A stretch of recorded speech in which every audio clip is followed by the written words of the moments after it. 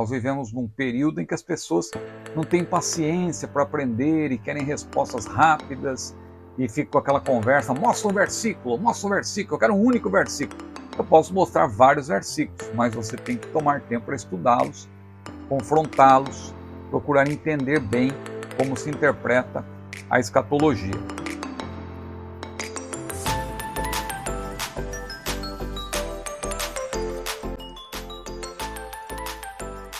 Na dispensação da graça, a igreja deve refletir os valores do reino de Deus no mundo. Eu quero destacar aqui essa ênfase na dispensação da graça, porque muitos irmãos ainda não se aperceberam de que nós da Assembleia de Deus somos dispensacionalistas. Há irmãos dizendo, não, eu sou assembleiano, mas não sou dispensacionalista. Não, eu sou pré-tribulacionista, mas não sou dispensacionalista. Meu irmão, é preciso você entender bem o que é dispensacionalismo, porque às vezes as pessoas têm uma ideia de que o dispensacionalismo tem a ver apenas com um quadro com várias dispensações e aquelas ilustrações e 7 dispensações. Claro, isso está presente no estudo dispensacional escatológico, mas dispensacionalismo está além da própria escatologia. Dispensacionalismo é um sistema, é um método de interpretação. Tem a ver com hermenêutica. Então, quando nós falamos de dispensacionalismo, e aqui o autor cita a dispensação da graça, claro, mostrando que nós somos dispensacionalistas, nós, na verdade, subscrevemos o chamado dispensacionalismo normativo. Veja que os dispensacionalistas, eles se dividem em grupos. Você tem os dispensacionalistas clássicos, você tem os dispensacionalistas revisados, atualmente tem aí algo que chamam de dispensacionalismo, que não é propriamente dispensacionalismo, o dispensacionalismo progressivo.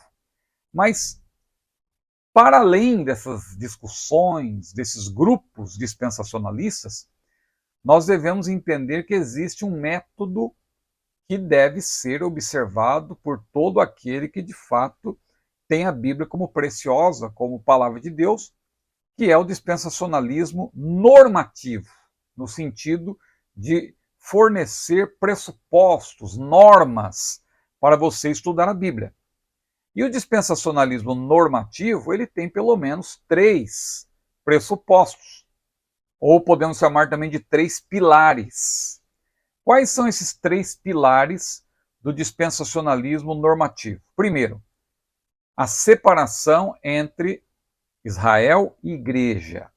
Nós, dispensacionalistas, não cremos como, por exemplo, os nossos irmãos calvinistas, em sua maioria, que defendem a ideia de que a igreja é o Israel de Deus, que defende a teologia da substituição, que nós assumimos o papel de Israel em todos os sentidos. Não, porque o plano que Deus tem com Israel está de pé. Né? A aliança que Deus fez com Abraão é uma aliança perpétua. E Deus vai cumprir o que ele prometeu para Israel, na aliança abraâmica, na aliança davídica, que é uma subaliança, na verdade, da aliança abraâmica. A aliança mosaica não, porque a aliança mosaica ela é condicional. É só você ler Deuteronômio capítulo 28. Agora, a aliança davídica, ela é incondicional. Ela está em sintonia com a aliança abraâmica, assim como a nova aliança que aparece lá em Jeremias.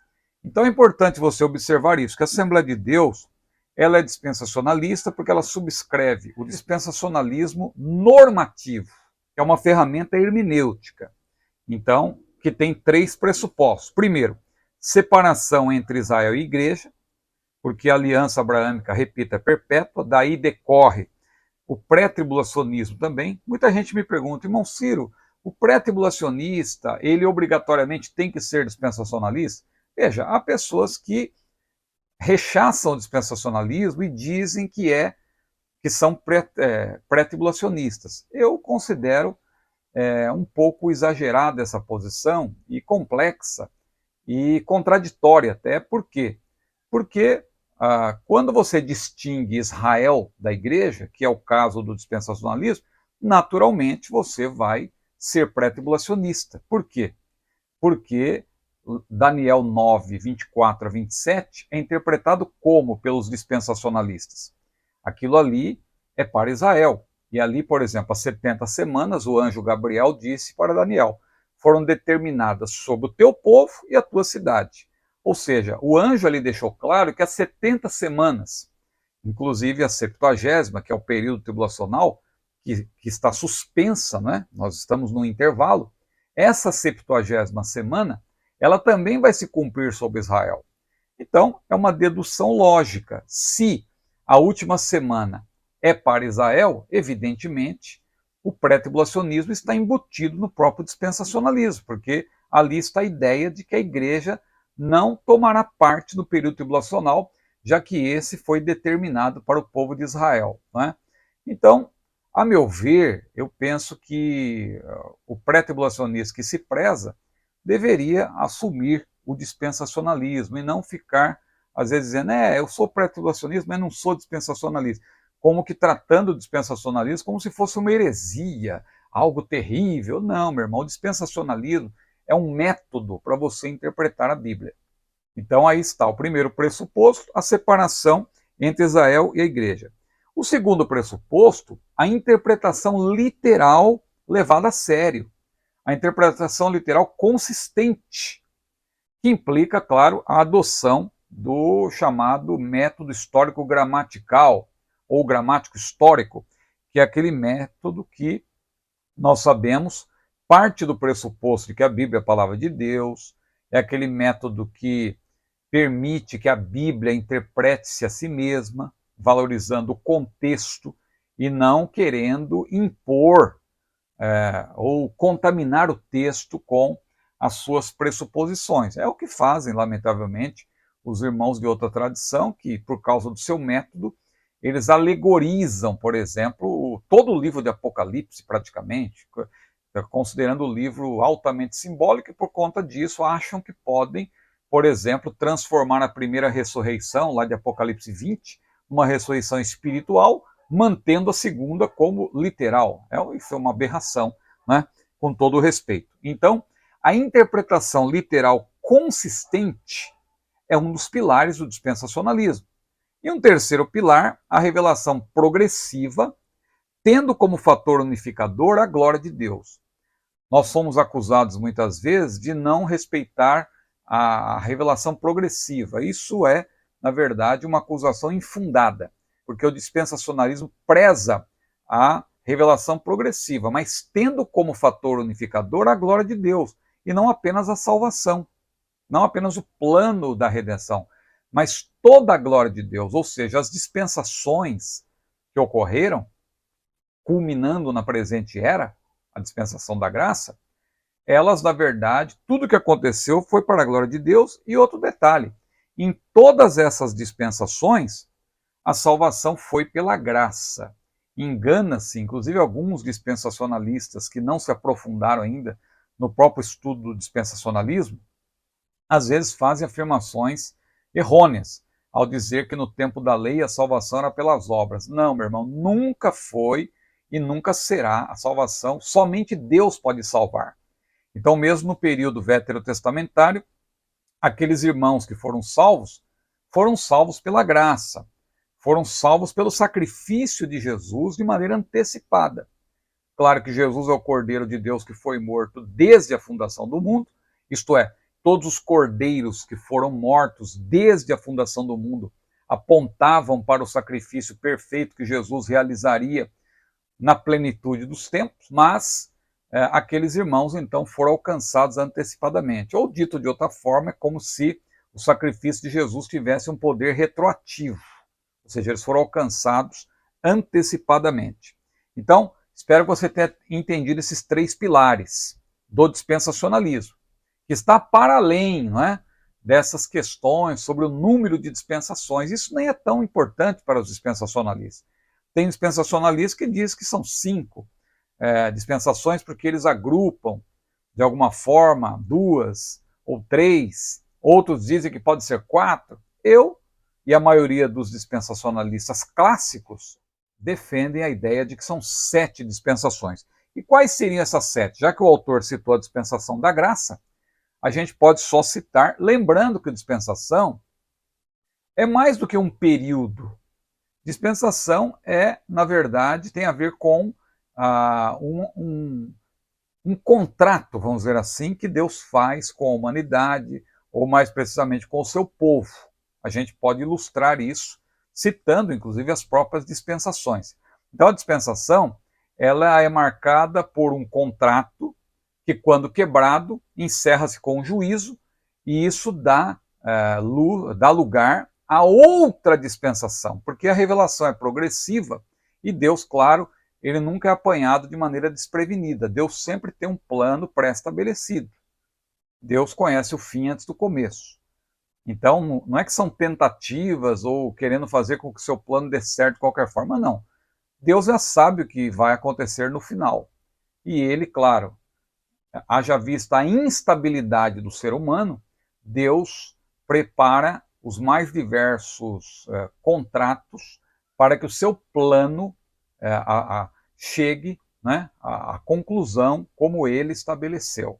É um pouco difícil de entender isso, mas é o que a Bíblia nos ensina nesse grande mosaico, que podemos assim chamar também, esse plano dispensacional de Deus. Então veja, observe, a primeira dispensação, claro, foi a dispensação da inocência, com Adão e Eva no paraíso, antes da queda. Queda com Q maiúsculo, ou seja, o pecado original. Eles foram criados livres e podiam escolher entre o bem e o mal, e eles, usando do seu livre-arbítrio, escolheram o mal. Veja que Deus nunca é o criador do mal, o mal moral. Aí, irmão Ciro, o irmão disse isso na lição anterior, mas não diz lá em Isaías que Deus criou o mal? Eu disse lá também. Deus cria o mal, no sentido de trazer juízo, porque ele é justo. Isso tem a ver com a justiça divina. Agora, Deus jamais cria o mal moral. Quem criou o mal moral foram aqueles que se rebelaram contra Deus, porque, fazendo uso do seu livre-arbítrio, escolheram o mal, porque Deus não criou autômatos, Deus criou seres livres. Então veja, a dispensação da inocência, Adão e Eva no paraíso. A consciência, depois que eles erraram, conheceram o bem e o mal, depois da queda, quando Adão e Eva perderam a inocência, então Deus os expulsou do jardim e estabeleceu um novo pacto com eles. Houve, portanto, desobediência e veio o dilúvio. Aí já nessa dispensação da consciência. Mais uma que se encerra. Começa a chamada dispensação, já é a terceira que eu estou mencionando, a do governo civil. Então veja se você está acompanhando. Inocência, consciência. A terceira, governo civil. Deus fez uma aliança com Noé, representante da humanidade. Ali houve, claro, desobediência também, e Deus confundiu a língua dos homens em Babel. Aí vem a quarta dispensação, conhecida como patriarcal. Deus fez uma aliança com Abraão e outros patriarcas, Isaac, Jacó, seus 12 filhos, mas por causa da desobediência deles, veio o cativeiro egípcio, e em seguida vem a quinta dispensação, ou a quarta, a quinta, que é a lei. Né? Então veja, inocência, consciência, governo civil, patriarcal, lei. Deus deu a lei ao povo no Sinai, como diz a Bíblia, e não havendo observância dessa lei de modo geral, Deus enviou, claro, Jesus. Claro que tudo isso já estava estabelecido, que Jesus viria. Não é? Então Deus enviou Jesus para cumprir toda a lei e morrer em nosso lugar de uma vez por todas. Estamos então agora na dispensação da graça, porque Cristo morreu no nosso lugar, ele assumiu o nosso lugar na cruz, ele morreu em nosso lugar, foi um sacrifício vicário.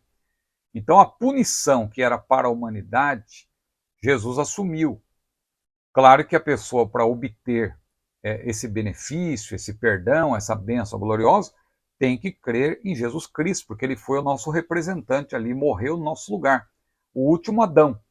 Assim como Adão ele foi o representante para o erro, Jesus foi o último Adão, o nosso representante para morrer em nosso lugar, pagar, né? O justo morreu pelos injustos, e aquele que crer em Jesus, claro, é salvo. Deus amou o mundo de tal maneira que deu o seu Filho unigênito, para que todo aquele que nele crê não pereça, mas tenha vida eterna. Então, isso tem a ver com a dispensação da graça.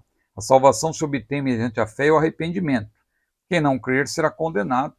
Essa dispensação, portanto, abrange aí também, penso, os 7 anos do período tribulacional, porque o arrebatamento põe fim à era da igreja, mas não põe fim, a rigor, à dispensação da graça, porque ainda haverá salvação no período tribulacional. Se você quiser entender bem isso, claro, eu tenho uma playlist aqui no meu canal sobre Apocalipse, e eu recomendo para que você tome tempo com o assunto e possa entender. Nós vivemos num período em que as pessoas não têm paciência para aprender e querem respostas rápidas e ficam com aquela conversa, mostra um versículo, eu quero um único versículo.